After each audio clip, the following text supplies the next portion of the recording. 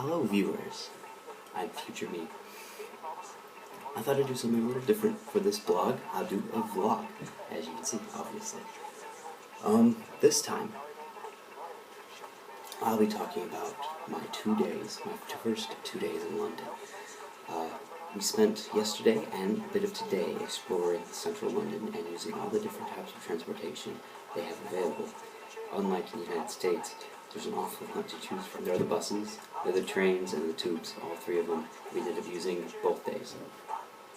The first day was a more group-orientated event, so we had a photo competition. We all had to go around the city guided by a piece of paper telling us what changes to get on and what changes to get off on and where to take a picture, and we always had to do something really fun.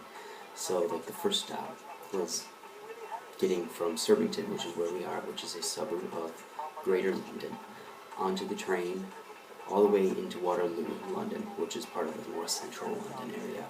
And from Waterloo we hopped on the Jubilee line all the way down to Green Park, and after Green Park we marched ourselves through the Tour de France, which began, and down into the square of Buckingham Palace, where we took a very clever photo of us flying away with the balloons that we were given.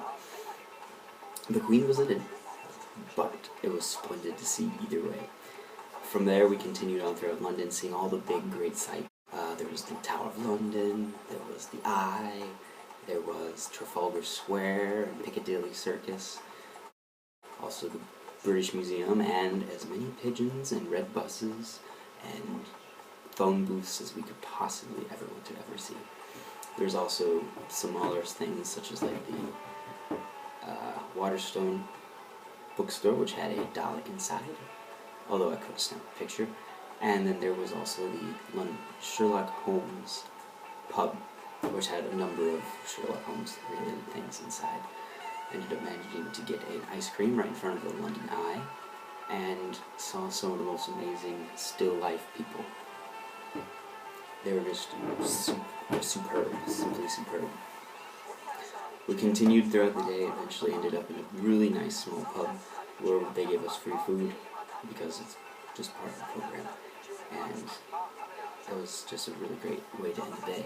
The second day, which was today, was the much more eventful, at least in my opinion. It was the individual.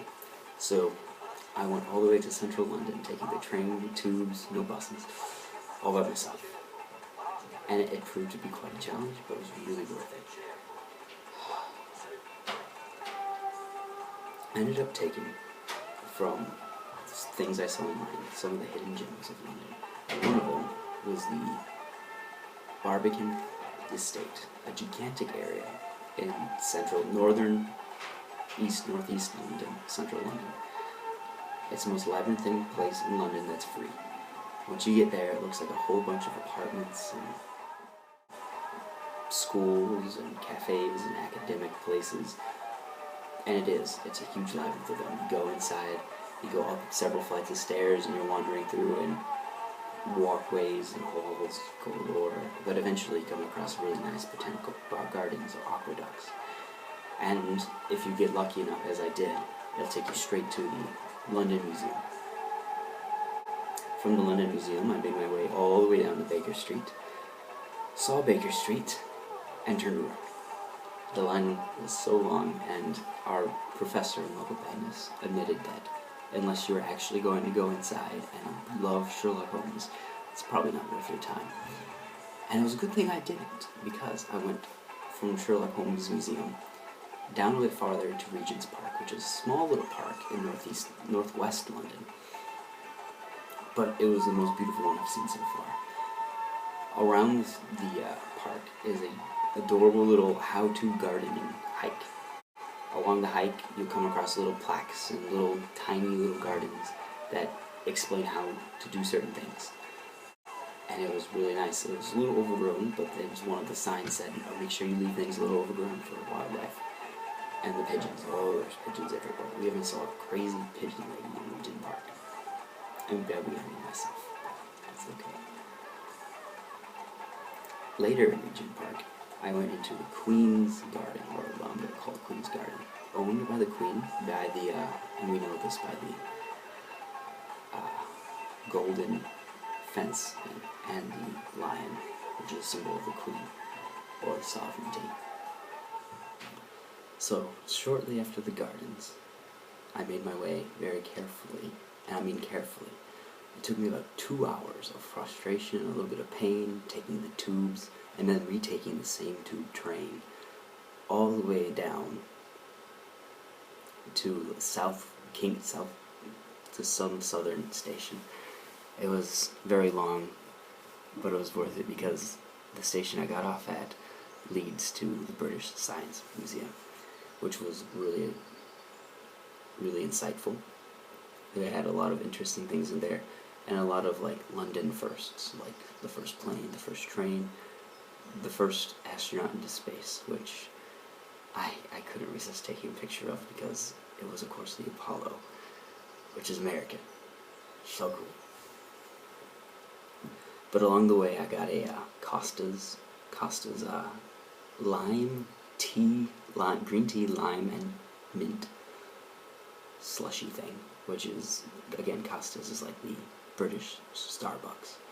And I also got a like German chocolate cake, which I guess here in London you can call it genuine German chocolate cake, as much as like a fast food chain can be. Really good. I'd do it again, definitely.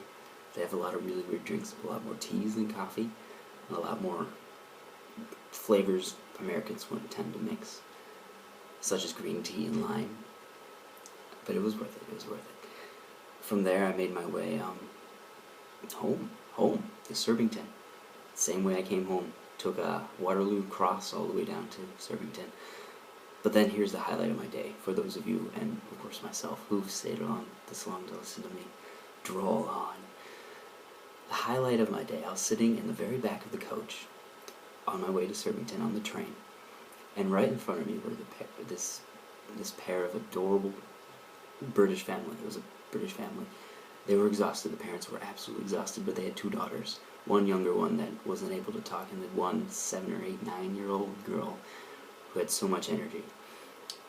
And it was so much fun listening to them because the young girl was talking about school, and eventually she got bored and was like, Daddy, can we play pinochle? And her dad's like, you know, we don't call it pinochle, we call it thumb war. Haven't you played with anyone who calls it thumb war? And of course she's like, oh yes, absolutely hundreds of times. So they sat down and played thumb war a bunch of times, with her counting to 10 as many times as she could in her adorable British accent. And eventually she's like, this is boring, I want to play something else, Daddy. And he's like, what do you want to play? I want to play rock, paper, scissors, birdie. And she had to explain what birdie did, which was essentially did everything like any 9-year-old would. But eventually the dad is like, no. We have to make the rules make sense. Let's have an alligator, and the birdie beats the alligator because it poos on its head. And then there's like a tiger, and the girl's like, oh no, we have none of that. The birdie chops the tiger's heads off. It was the most hilarious thing. She said it so loud the entire train turned and looked. It was hilarious. And the parents, being tired, they almost didn't care. So they ended up starting playing tiger, alligator, birdie. And eventually the dad was the birdie. No, the dad was the tiger, and the girl pulled out the birdie and was like, Daddy, I chopped your head off. In the most British accent possible. It was hilarious. That was my evening entertainment. Shortly thereafter, I arrived, got back, rested up a little bit. Oh, my feet were aching. They still are, but made my way back into Surbiton to check out the town a little bit more. Stopped by trying to find ice cream, and eventually settled for McDonald's of all things. They didn't have caramel. They didn't have a caramel sundae. It was a toffee sundae. So I enjoyed a toffee sundae, which tasted remarkably like caramel. I made it my way back here to chat up with you guys. Yeah, tomorrow's going to be exciting. Monday, it's going to be our first day of British life and culture, where we get to go down to Hampton Court, which is one of the royal areas here nearby, besides the royal borough of Kingston upon Thames, which is 2 towns over, 1 town over, which is also really awesome. So yeah, first day of tomorrow. And well, stay tuned. You might see some pictures of Hampton Court here soon.